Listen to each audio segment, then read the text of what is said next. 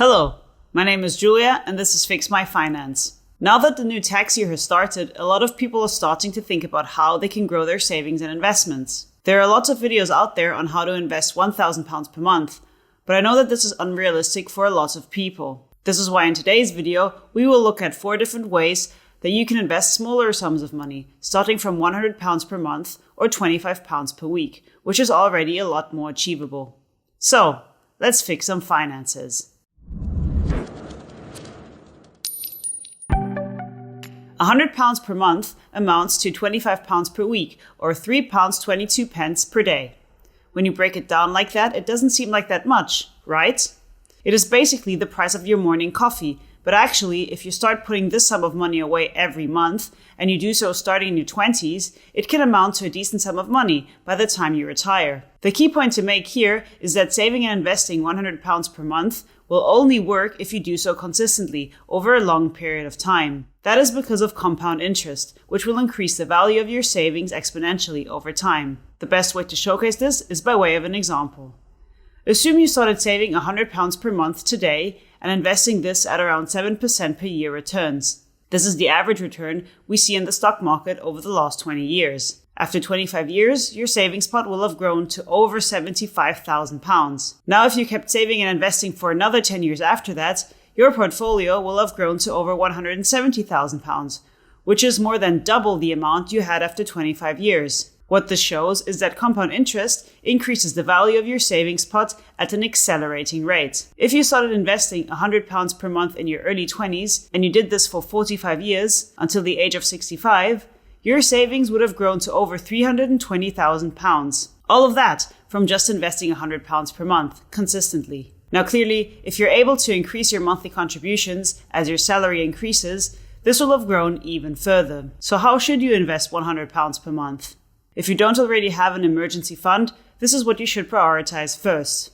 An emergency fund is a fund that you can access at any time with 3 months worth of expenses. This means you don't have to fall back on credit cards or take on debt just to get you through something. If your car breaks down or your washing machine breaks, you can use this emergency fund and you don't need to rely on consumer debt. Similarly, this fund can also help you get through a period of unemployment.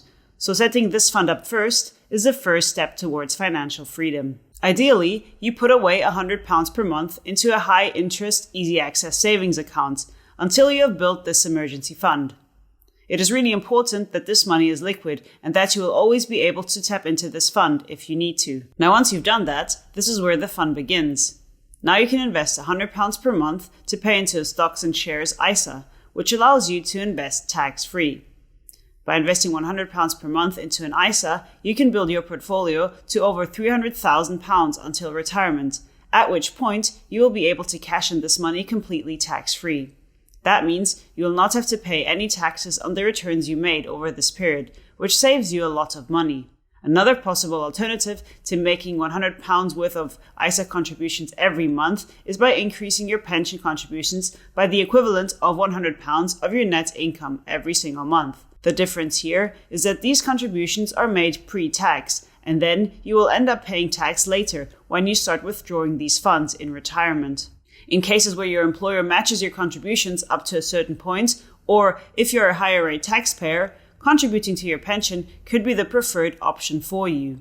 If you are unsure whether to prioritize making an ISA contribution or increasing your pension, check out our video on this topic. Of course, if you can afford to pay £100 per month into both strategies, I would recommend you do so. Now, the last option of investing £100 per month, and in my opinion, the option with the highest return on investment, is investing into yourself and your human capital. This could be investing £100 towards books, towards a specific qualification, or an online course to help you learn more skills that could benefit you in your career. Especially at the start of your career, this is probably the best way to spend £100 per month, as the returns can far outweigh the interest foregone, especially if the skills acquired in your early years will allow you to get a much better paid job in the future. So that's it. Those were 5 ways you can invest £100 per month. If you do this consistently in your 20s and 30s, it will help you set yourself up for financial freedom in your later years in life. I hope this video helped you visualize that the earlier you start building your savings and investments, the more you will benefit from compound interest gains. And if you use an ISA, your returns will be completely tax-free. If you learned something new today, please give the video a like, share and subscribe for more content. Don't hesitate to leave any questions in the comment section down below, and I will see you here next time when it's time to fix some finances.